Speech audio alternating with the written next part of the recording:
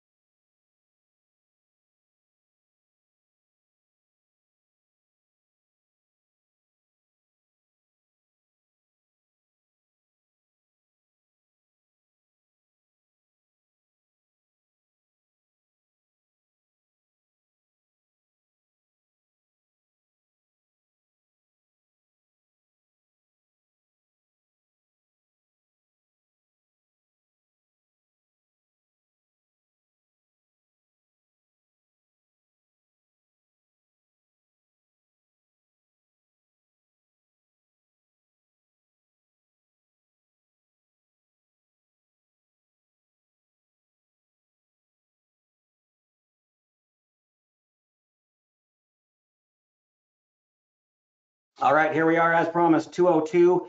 I want to ask everybody a real quick favor while I'm introducing the topic and our presenter today. If you would just jump over to the chat feature and help us test things out. Let me know that you can hear me, that the audio is clear, and also that you're looking at the right screen and you see myself and Frank along with the topic headline today. If you just throw that into the chat, I would appreciate it.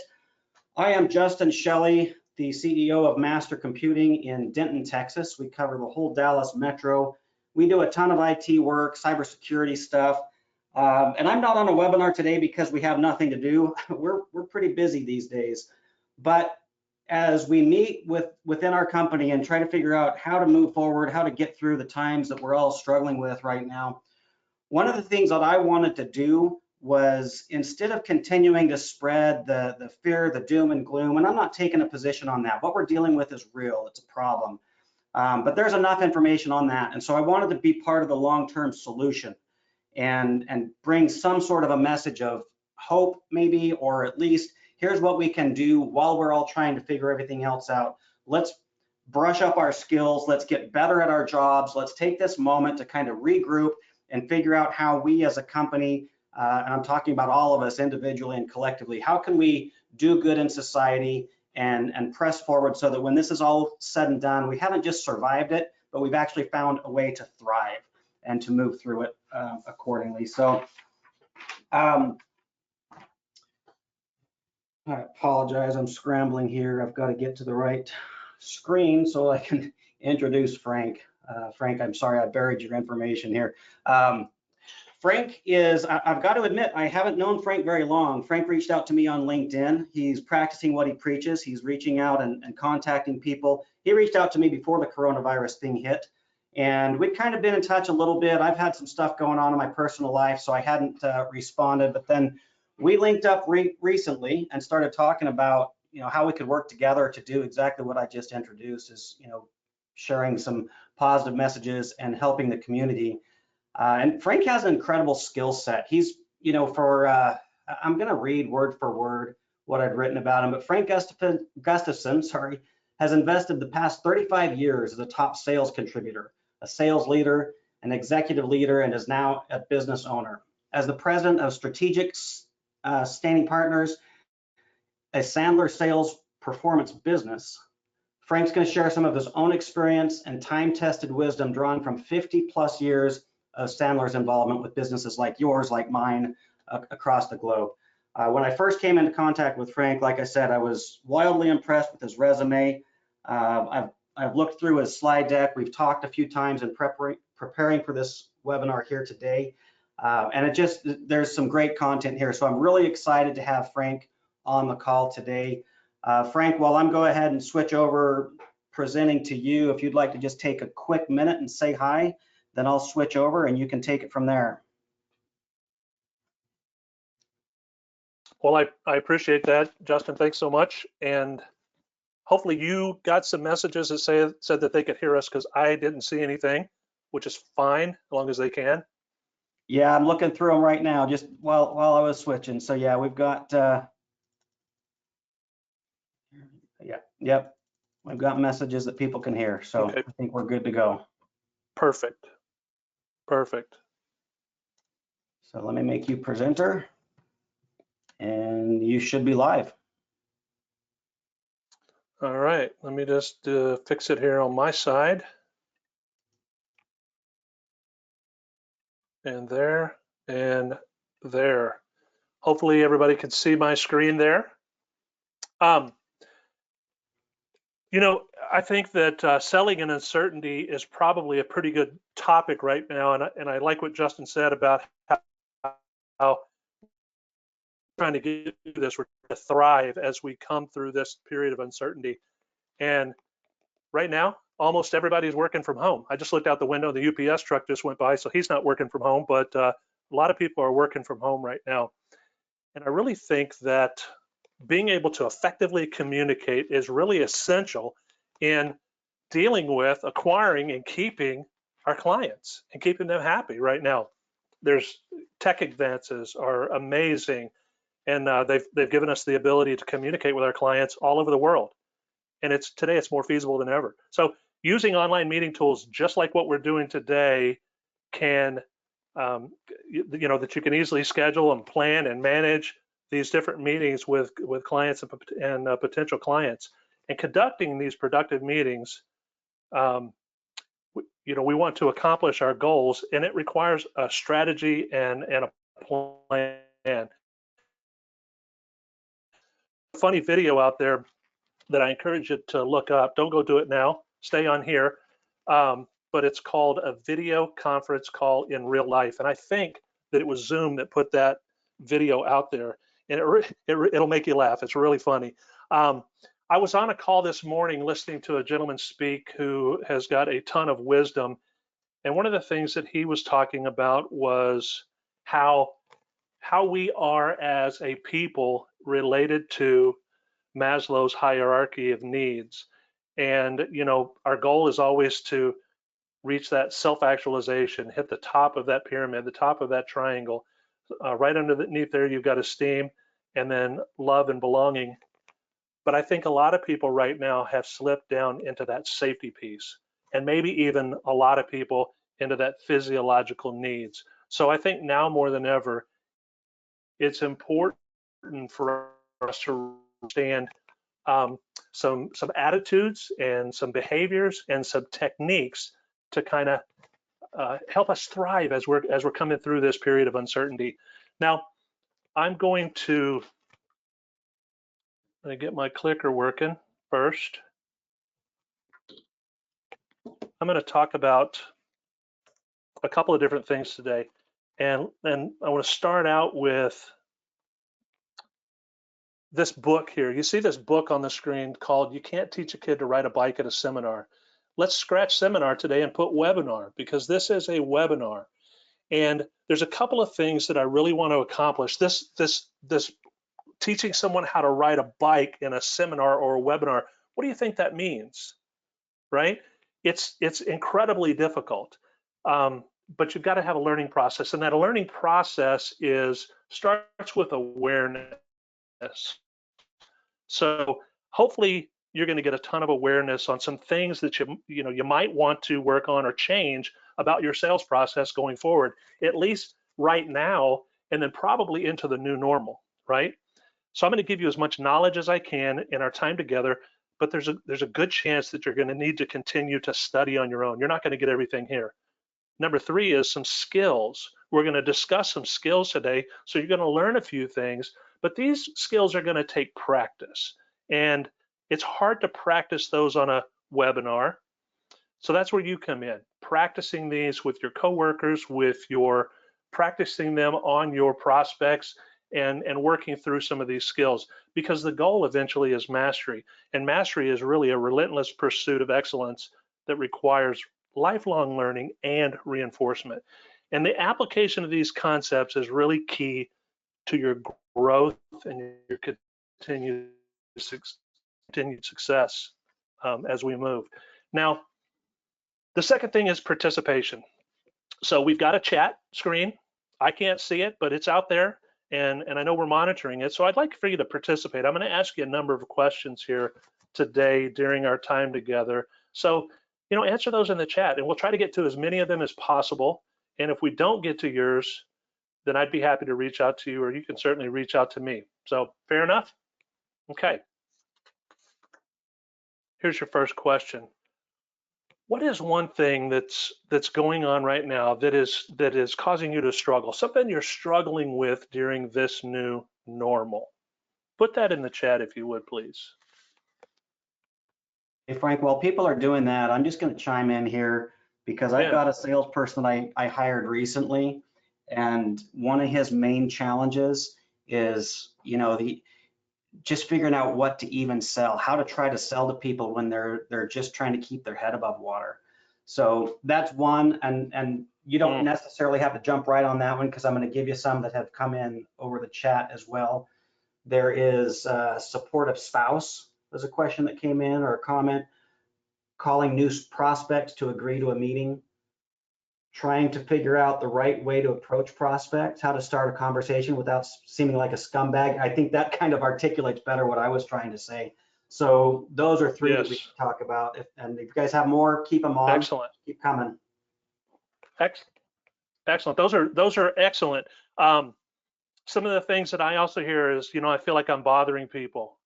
No one wants to hear from a salesperson. Nobody's working. So a lot of this stuff is head trash. Nobody's working right now. Everybody's working. Between Netflix episodes, people are working, right? Lots of distractions. It's hard from. I think that we're going to cover a lot of these things as we go through, and I think that it has a lot to do with our attitude and our attitudes and our techniques and our behaviors, and we're gonna bounce through some of that stuff. So let's do this. There's really, in a time of crisis, there's really basically three responses, and they're fight, flight, or freeze. Some people are going to fight, some people are going to run away, and some people are going to freeze. And I want you to think about that. Where are you on that continuum? Are you fighting through this thing? Are you running away from it? Or has it just caused you to freeze, right? Many of your competitors right now are going to make excuses to stop. They're going to decrease production. They're going to lower their momentum. And it's really tempting for us to fall back into our comfort zone. Now, some of the things that we do have to understand, obviously, our sales cycles are probably going to get longer, right? But successful people are going to find a way. If you take a look at these two graphs on the screen, the first one there is the Dow Jones Industrial Average during September 11th, back in 2002, almost 20 years ago. Look where the Dow was, and then look what happened, and then look at that V-shaped recovery. And if you've seen the market lately, you've seen this kind of thing happening again. But where did it start? Here it started at 10,000. The free fall started around 10,000. Our last free fall started way higher than that. So people have overcome. And then the other graph there is personal consumption during the recession of 2008, 2009. People stopped spending money, but they came back fast, and they came back with a vengeance. So the point to these two graphs is, look, we're going to bounce back. We're going to make it through this, and this too shall pass. In Sandler, in our business, we base a lot of our theories and a lot of our model around this success model. We call it the success triangle. And this has everything to do with attitudes, techniques, and behaviors. So your attitudes are your philosophies, your beliefs. they're your personal why, and your behaviors are your strategy, including your plans and your goals. They're your what, right? And the techniques, those are the skills that you attain and practice and perfect over time. And it also included in that is your personal presence. How do you present? How do you come to the table? And that all represents your how. So connecting these three creates momentum, and it can create positive momentum, or it could do just the opposite. It could be negative, depending on your attitudes, techniques, and behaviors, okay? So it really just depends on your outlook. Question here, and use the chat again. What is one of your best practices for selling remotely? And it could be what you did 3 weeks ago versus what you're doing today, or it could just be kind of what you've learned over the last couple of weeks and what you're moving forward with. So some of your best techniques, some of your best practices there, and I'll tell you some of mine, and I'll relate them to attitude, behavior, and technique. So I start out every morning journaling. That helps me guard my attitude. I do a daily affirmation, and I do a kind of a hybrid off of Zig Ziglar's daily affirmation, and you can Google that and find that out there. It's free. And then behaviors. I set goals. So I've got an annual goal, I've got quarterly goals, I've got monthly goals, and I have weekly goals, and I break that down to a daily goal. So that daily goal helps me to manage my behaviors. I do a certain number, and it's etched in stone, number of LinkedIn connections and outreaches every day. I send a certain number of emails every day. I've got cold calls on here, and some of you may do cold calls. I don't know if my friend Dan Storm, I think, was going to plug in here, and he said that he was going to ask how many cold calls I do. Well, I don't do any cold calls. I do all warm calls because I warm them up before I reach out to them on the phone. And then techniques. And we've got some techniques that are very specific to Sandler, and some of them are like an upfront contract, negative reverse questioning process, and making sure that all of our objections, we clarify those. Anything, Justin, come through there? Yeah, we've got a few. Let me go through these. I'm going to read them and through them quickly, and then you can pick them off as you like. Steve Kotz says follow through. Stephen Smith said, oh, he said computer audio. He might be having some audio problems. Stephen, if you're on the computer having problems, you might try dialing in and then let me know if that fixes anything. Bob says connecting with an online group. Stephen Smith, for making progress, don't just rely on emails or LinkedIn messages, make some calls, cold and warm. John Beatty says, being a resource outside of my core business via LinkedIn, email, information, etc. And one more, Jeff Gustafson, yes, I like says, that. Be prepared and have a plan every day to reach new prospects. Excellent, excellent. I like that a lot. That's really good. Another tool that I've started using here lately is Alignable. And I've gotten some really good luck on Alignable, and I actually make that a daily habit to go in there, and a daily behavior to go in there and attack that on a daily basis. And when I say attack it, that's a strong word. It's not attacking from a sales perspective. Right now, I'm attacking from a I want to help perspective. So that's a totally different thing. Okay, so that's behaviors. What's behaviors, attitudes, and techniques? It's the things that you're doing. Let's move on to attitude. Let's start with attitude. And I love attitude. Attitude is really your philosophy or your beliefs, and it's a self-fulfilling prophecy. You can either it can either be positive or it can be negative. So your attitudes affect and shape your beliefs. Your beliefs influence your judgments. Your judgments dictate your actions, and your actions net you a certain result, and that result will confirm your beliefs. Now, it'll your attitude about yourself, your company, your marketplace, this situation that we're in is a self-fulfilling prophecy. So if your attitude is negative, your beliefs, you're not going to believe that it's going to work. You're not going to believe you're going to make it through okay. it's going to influence your judgments, which will affect your actions, which will affect your results, and which will come back again and solidify your beliefs. So I think it's really important in this time that, man, I stay away from the news as much as I can. I try to stay away from some of the negativity, and I don't have my head buried in the sand, but guarding and taking control of your attitude is paramount, and it's a choice. It truly is a choice, and it'll affect everything else you do.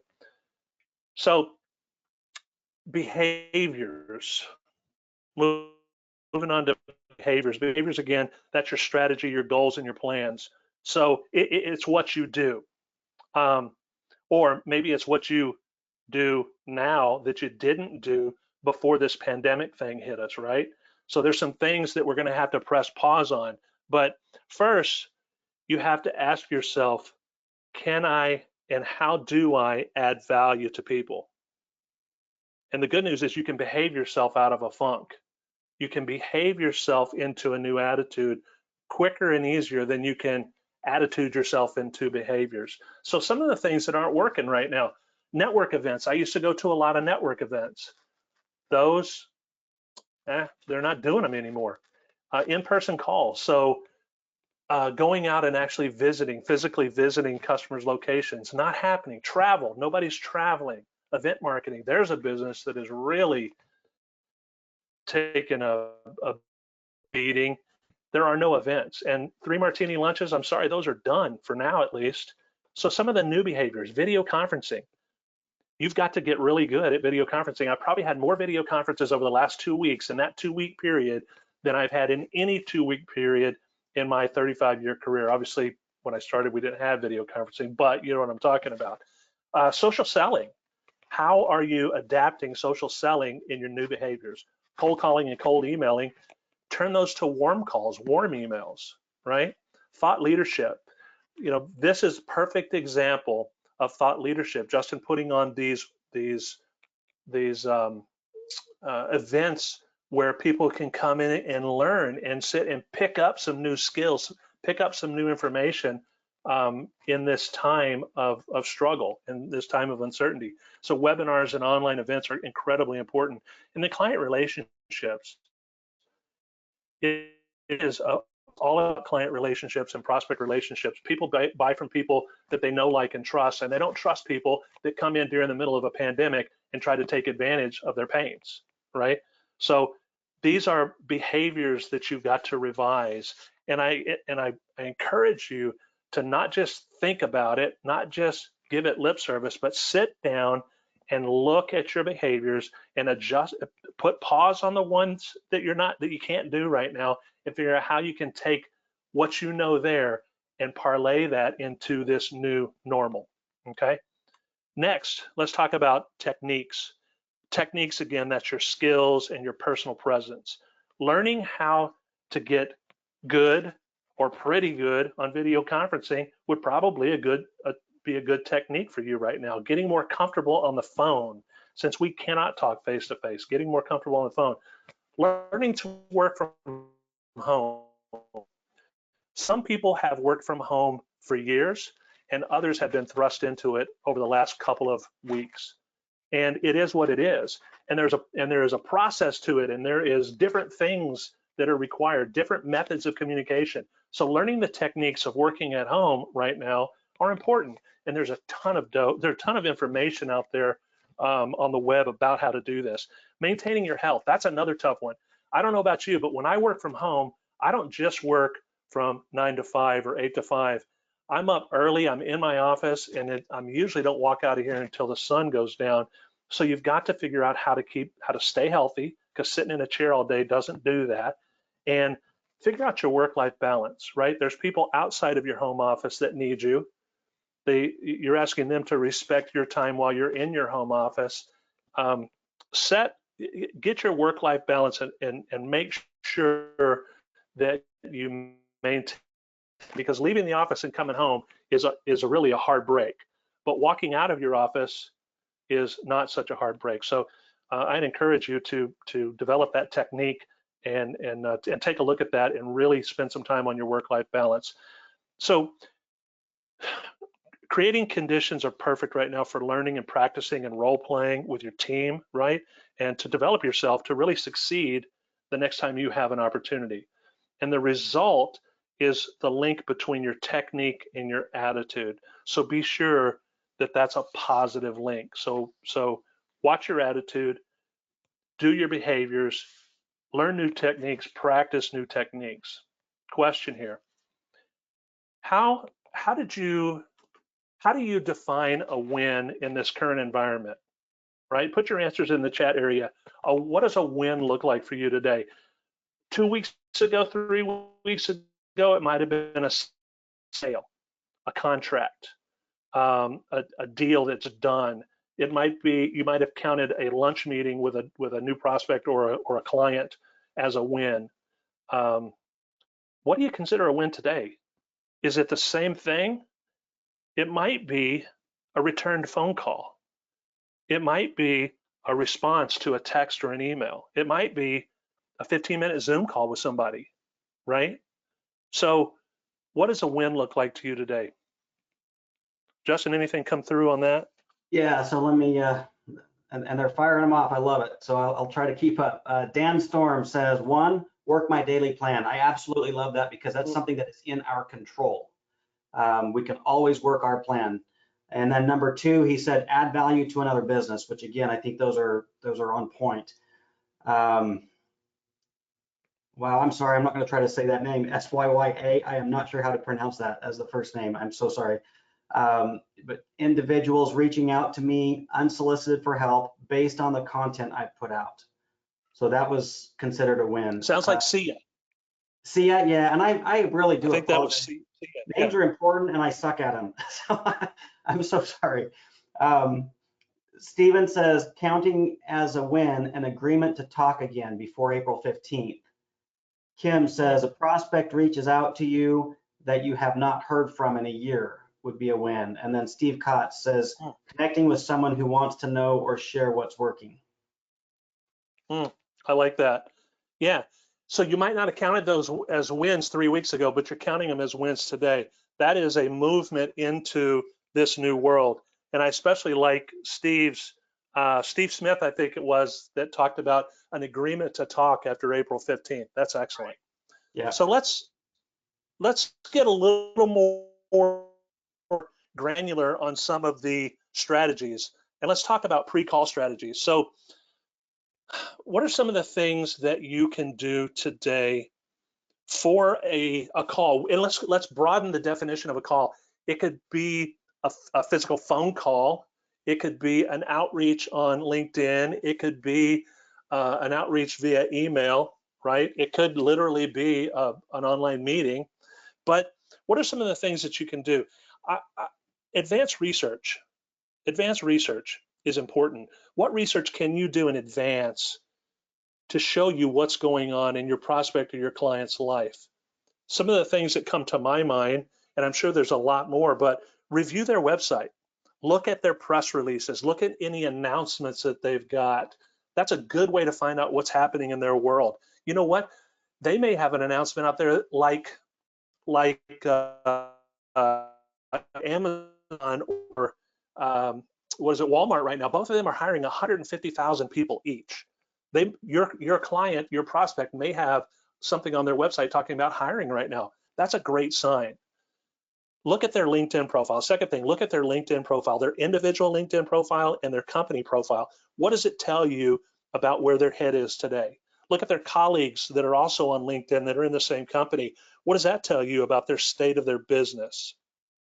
That's advanced research that you can do before you reach out to folks. And then agenda, have an agenda. What you need to adjust is that selling as people have typically sold, it's all about the salesperson's agenda, right? That's got to shift. That has to shift. And if this is forcing that change, then hey, more power to it, because I love that. You've got to focus on their agenda. It's about what they want. No one wants to hear from a salesperson that says, hey, guess what I can do for you today, right? It's about their agenda. It's about having a service mindset. It's help versus sell. And the preparation. be prepared in advance to discuss issues and situations that they're dealing with right now. One of the things, and this may be a new term for some of the folks out there, but it's upfront contracts, and you don't have to be a lawyer. This is basically a term for a set of ground rules for any interaction with a prospect. And there's really 5 elements of this. There's the purpose of the engagement. There's the time considerations, which is the date, the time, the duration. There's their agenda, always their agenda first, always their agenda first, and then your agenda. And then there's a clear future. And this really plays into what Steve Smith said, that clear future. What is a clear future? It might be a no.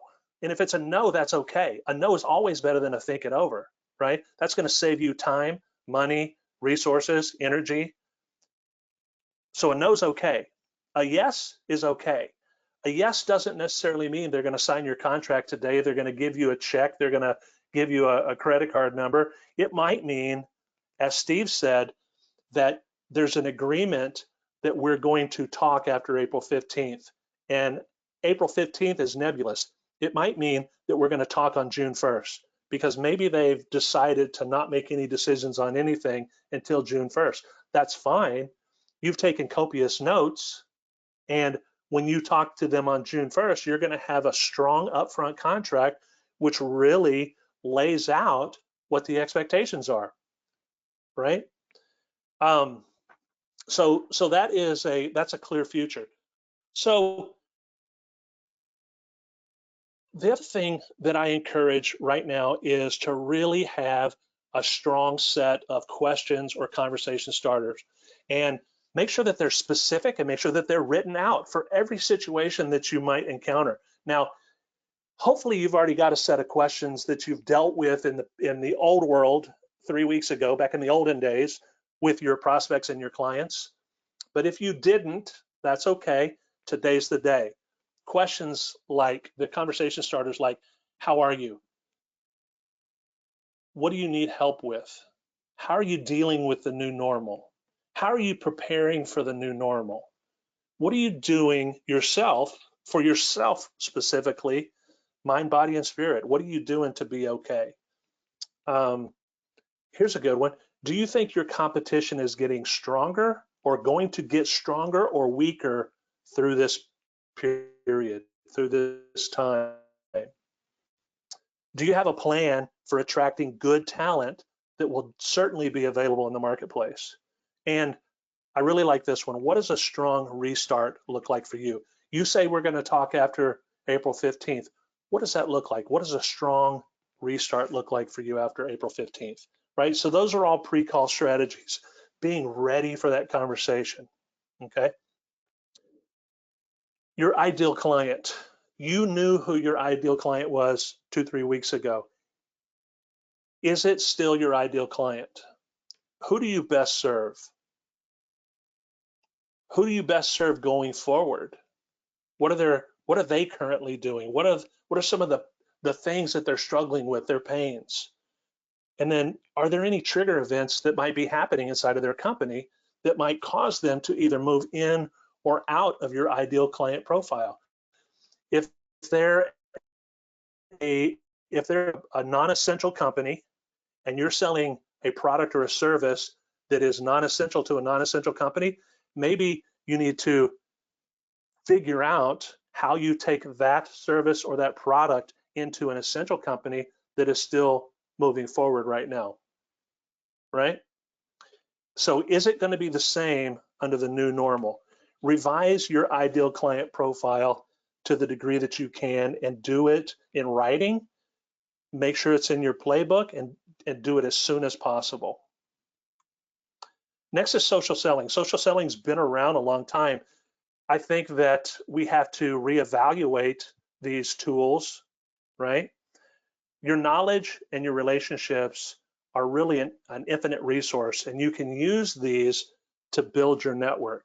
So you've got to watch for opportunities. You've got to be out there with your on a swivel and looking for things like social mentions. What's going on in their life? What's going on in their world? What's going on in their marketplace that are mentions that could either about them or that could benefit them, and help them by bringing those to their attention.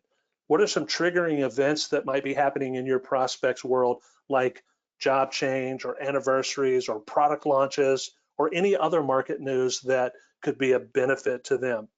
And then personal connections. Man, take care of your personal connections right now. In the world of social, reaching out to people, if you don't have their phone number and their email, reach out to them on social media. If you do, go deeper, right? Your personal connections, and really work with those folks and try to help them and try to approach them with a mindset of being there to help, not to sell. Because that relationship is incredibly important. And as you move into the new normal, it's going to be even more and more and more important. Direct mail and email. You know, it's always been a great idea to use short subject lines, and it's always been a good idea to have tight messages. I think right now we need to shorten them a little more. We need to tighten them a little more. Very short subject lines, 1 to 3 words, to the point. Here's a I think a decent script for a message that you might send to somebody through an email or a direct message. Here's who I am.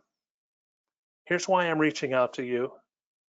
Here's what I'm guessing that you might be dealing with right now. And here's how we've helped other businesses in that situation. Would you be open to a short conversation if it even makes sense for us to engage?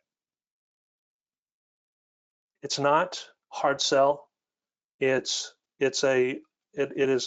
think it's a more of a soft sell relational message. And then once you send the message, if you have their phone number, pick up the phone and call them. Now, some people are going to be hard to get a hold of, and you're going to need to alternate the way that you get a hold of them, and you're going to have to make multiple attempts. But I think that what we'll find is that most of that is head trash, because a lot of people are easier to connect with. I have had more, I've had more valuable connection on LinkedIn in the past 2 weeks than I probably have had all year. When people are blowing and going, they got lots of stuff going on, their business is thriving, the market's up, everybody's spending money, they don't have time to stop and listen to my message. Right now, people are slowing down, they're being more introspective, they moved down on that hierarchy of needs pyramid, right? And people are listening. Gatekeepers, are you kidding me? If the CEO is working at his house or her house, their gatekeeper is most likely at their house, not at the CEO's house. There's no gatekeeper to get through. If you do get a gatekeeper, don't try to sneak past them. It's about engaging them. It's about talking to them. It's about asking them for their help, because you're coming at it with an attitude of service and help, not a sales attitude.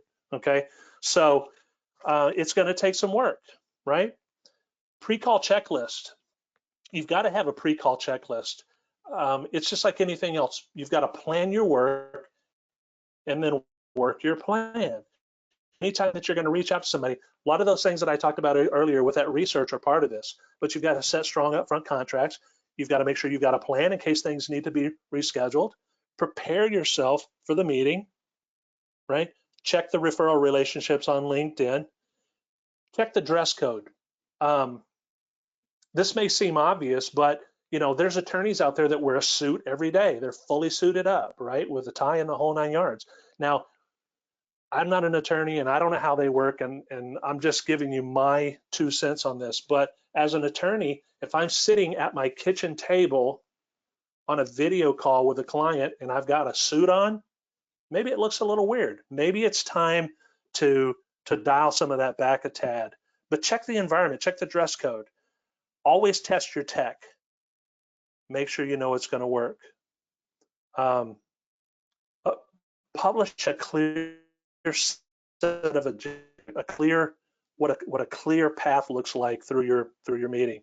Check their acceptance. Did they accept your meeting online? Did you include the link for the video chat? How many times do you get messages, somebody wants a video chat, they didn't put a link in there? And then what about time zones and times? Now is the time to have that pre-call checklist written out before every single interaction, every single call or video call that you're going to have with a prospect or a client, and make sure you're covering all these things. There's no sense adding any additional frustration into this mix. What's the biggest concern that you've got about your next meeting? Put that into the chat. Some of the things that I have heard here lately are things like, and some of the same ones that we heard earlier, but nobody's working right now. I don't want to bother people. I personally am in a funk. And we know how to get rid of that. We know how to change that attitude, and it's through behavior, right? Nobody's spending any money right now. How will I reach out to people when I can't walk into their business? Because that's the way that I've always done it. Well, there's going to have to be a change. How will I deal with their struggles? Well, some of it just has to do with being more real. What's the biggest concern about your next meeting? Is anybody putting anything in there, Justin? Now you got them stumped on this. Oh, right as I said it, we got one popped in.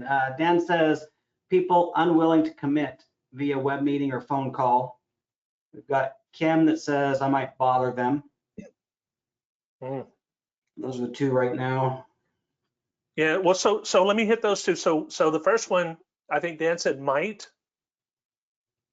They might. Dan said people unwilling to commit via web meeting or phone call. Okay, well, there's some head trash, right? Right. Maybe they are willing to commit, and you don't know until you try. If they're not, then you probably haven't warmed them up well enough, and maybe you just need to continue to add value to that person until they realize that you're not there to sell, you're there to help, and it makes sense for them to meet with you. So it's a shift, it's a change in how we go about this whole process. So you've got to think through it right now. Let me throw one more out. There were a few. This one I really like. Providing the appropriate value to the prospect, not knowing their current environment. I think that's huge. Not knowing their current, providing value to them, not knowing their current. What was it? Say it one more time. Yeah, so, and I'm going to tie them together because these are two separate comments. One said I might bother people, I might bother them. And then this one is knowing how to provide the appropriate value, not knowing their current environment.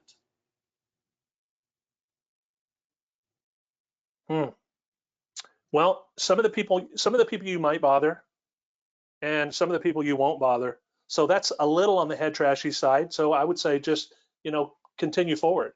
And it's a new day and age, right? And it might take you twice as much energy or twice as much activity to get a new win in the new world versus a win in your old world. So just keep pushing forward. Yeah, I'd love to. Let me just, because I coach people on marketing. You're on the sales world, and I do a lot of coaching on marketing in the IT world.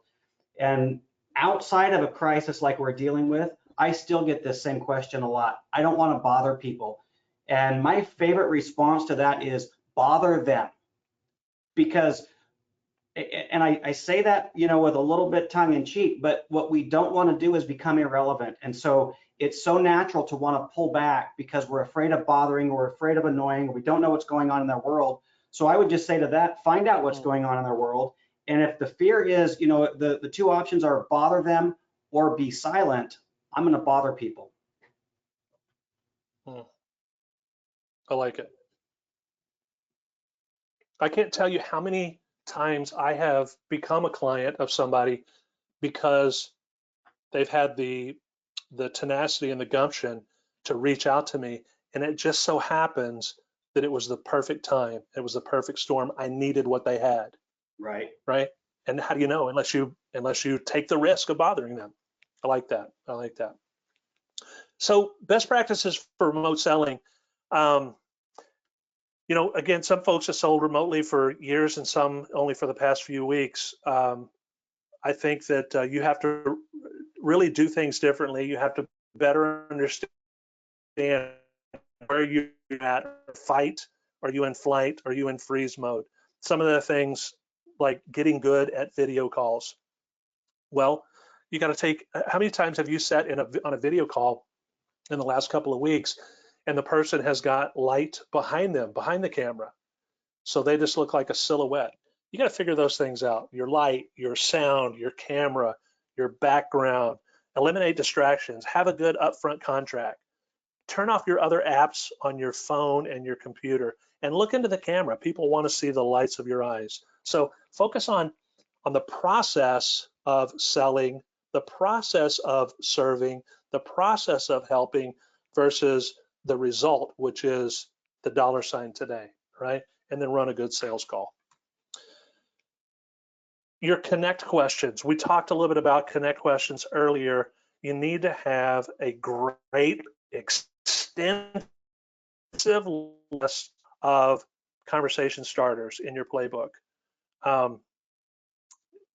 If now's not the time for action, right? If you don't have this, if you don't have it, now is the time for action. And if you do, now's a time to adjust those to the new normal.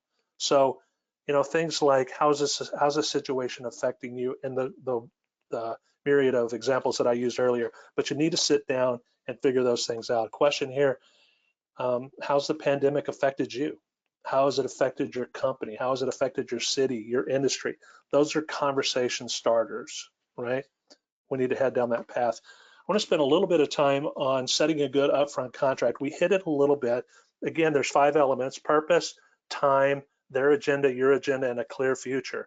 When should you use an upfront contract? On every call, on that initial call, or scheduling that first formal call, and then again on every call after that. In the email confirmation, put the upfront contract in there, have the agenda in there, use it on the calendar invite. And at the beginning of every call, go through it and say, hey, has anything changed since we spoke last? When you close a sale, use another upfront contract so that you know what the clear futures are. What is the next step? Confirming those expectations, making sure that nothing's changed, and then making sure that you never end a meeting without a clear future. Never end a meeting without a clear future. Critical. Buying emotions. So there's really 4 buying emotions. There's pain in the present, pain in the future. There's gain or pleasure in the present, and gain or pleasure in the future. The gain and the pleasure thing are probably a little farther away. They might be 6 months from now. They might not be things that we're dealing with right now. But I think that the pain issues, the things that people are dealing with, their fears, are critical. So what do you need to do to change your 30-second commercial? What do you need to do to change your pain indicator questions when you're talking to clients? How do you soften those things in this era, in this time that we're in? And then your presentation, how do you soften those things? How do you change your motivators? And I think you need to sit and spend some time on that and really understand how you're coming across and how you're approaching your prospects. Are some of the objections, what are some of the objections that you're hearing frequently? Now, you can put your objections in there, but I won't deal with them, because I don't deal with objections, because objections are almost always just stalls and put-offs.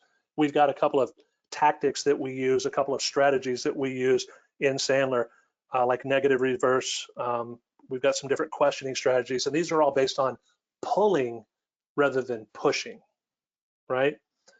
But you need to be prepared. Prepare for common objections, and then make sure you're talking about your solution as it relates to their pain and their problems instead of their excuses. Okay, and a lot of these pushbacks, a lot of these excuses that you're hearing and objections right now are, you can't discount them because they feel real, but you can ask good questions to get through them and to get past them. And some of the questions that I put out there earlier will help you do that. In Sandler, we've got a process for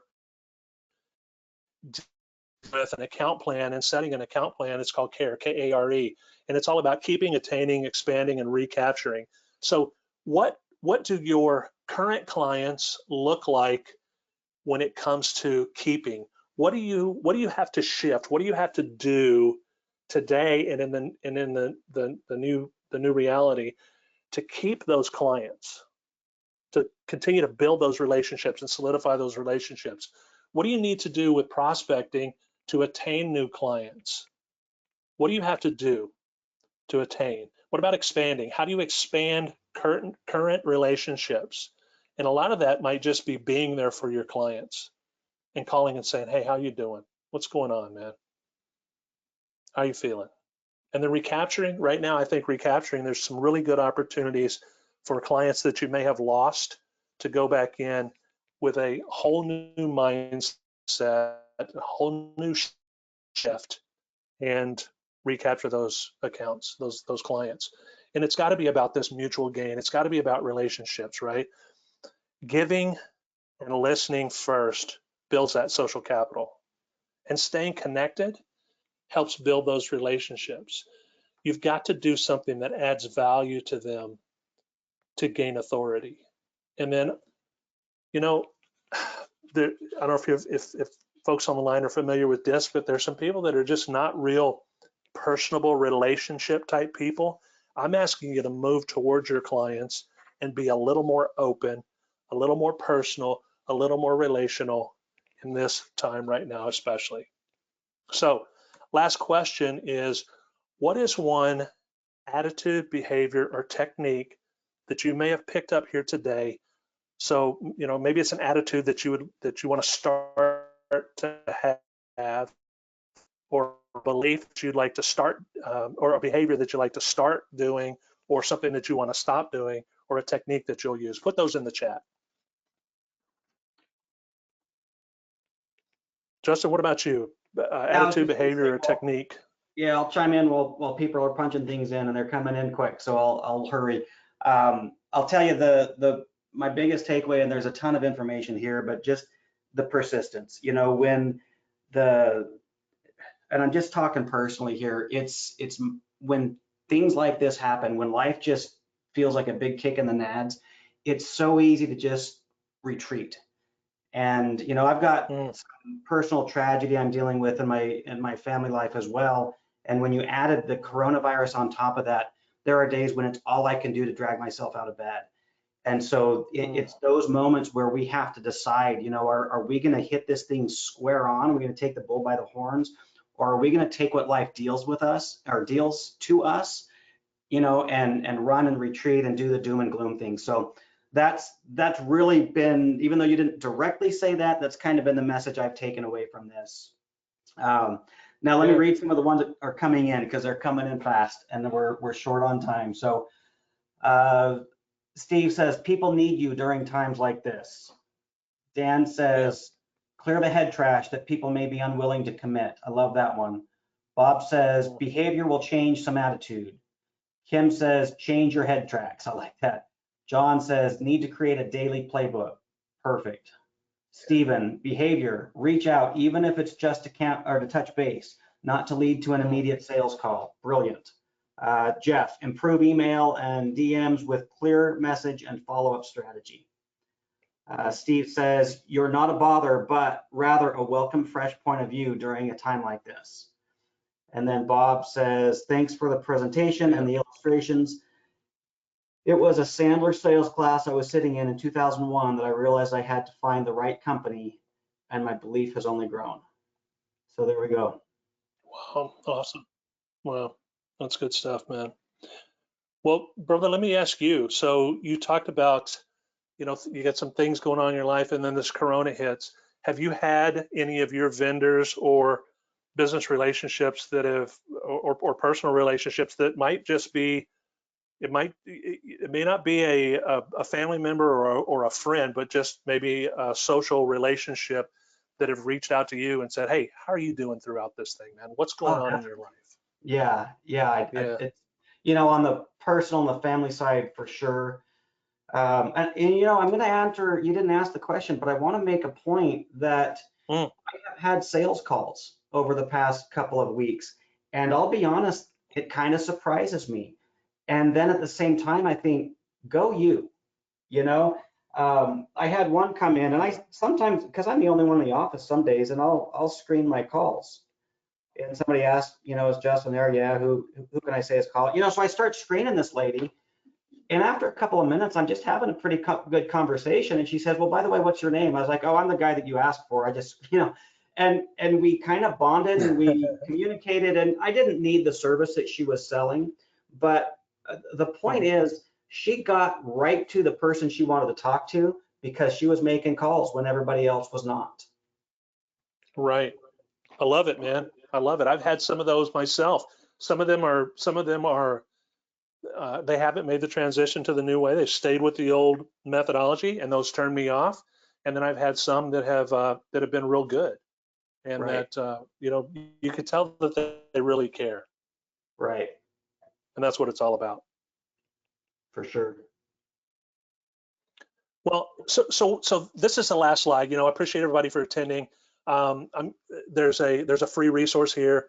The website is stp.sandler.com/sell. There's a ton of information. There's probably 2,000 hours of audio and video out here, and a ton of white papers and course samples and different things like that is totally free, completely free. If anybody wants to go out there and take advantage of that, I encourage. I'm a little longer winded maybe than I anticipated, and maybe a issue or two at the beginning that threw us back a couple minutes, but I know we've only got a minute or two left. But any questions that anybody has? If you guys have questions, throw them up on the Q&A or the chat. And while we're doing that, let me just say a couple things, Frank. Number one is I'm going to send an email out to everybody that either joined the call or even if you registered and didn't join. And I'm going to give you my personal email address. I'm going to give you my contact information. I am not going to try to sell anybody anything. That is not my point in doing these webinars. But I will give out my contact information. If you have any questions or want to just bounce ideas back and forth for anywhere that I have experience or expertise, I'm happy to share. Frank, are you okay with me giving them your email address as well, or do you want me to stick to this URL that you have on the slide here? No, absolutely. Okay, so I'll put this Absolutely, I'm URL available. because I know you've got a great free resource for people that go there, so please take advantage of that. And then I'll put our contact information in there. And so now let me read through. I think we've had a couple of comments come in. Let's see. You're not a brother, but rather a welcome, fresh point of view during a time like this. That's Steve Katz. Bob says, thanks for the presentation and the illustrations. Nope, I already read those, didn't I? Sorry. Which one was new? How do you recommend introducing a webinar on Meetup? Am I like way behind? Because that one seems like, maybe that's one we missed. How do you recommend introducing a webinar on Meetup, LinkedIn, etc.? Do you have anything for that, Frank? Well, brother, you're the marketing guy. You tell them. Well, so I just pummel people with stuff. Yeah, and the way, same for me, I introduce webinars just by blasting emails. My whole marketing is gathering contact information. That's our number one approach. We're not trying to sell anything. We're just gathering contact information. My list right now is about 5,000 strong, and we're constantly cleaning and refining it. The topics are tough, but the way I do that, if I'm just trying to look for a topic, is I will ask questions before I try to give out topics. I'll tell people, like in this case, I'll go out and ask my, what's that? Well, I was just going to say, go ahead. I was just going to say, I know that you're working on ramping this thing up where you're going to be doing a webinar every day. You're going to be bringing tons of value to the marketplace. Right. And the way we get those topics is just by asking people what they want to talk about. And when I think I mentioned earlier, but we're going to try to do some very unusual webinars. For example, I'm going to try to get a musician to come on and talk about his music and play some songs. But I put an email out when I introduced the topic, and I just said, hey, here's what we've got so far. What are some other things you want to hear? And I had about 20 different topics come back to me that we're working through. Music was one, exercise was one, things that I would not have thought of. So definitely get in front of people and talk to them. That's the best way to figure things out, is just to ask those questions. Awesome. Awesome. Well, let's give them their last minute back. Okay, sounds good.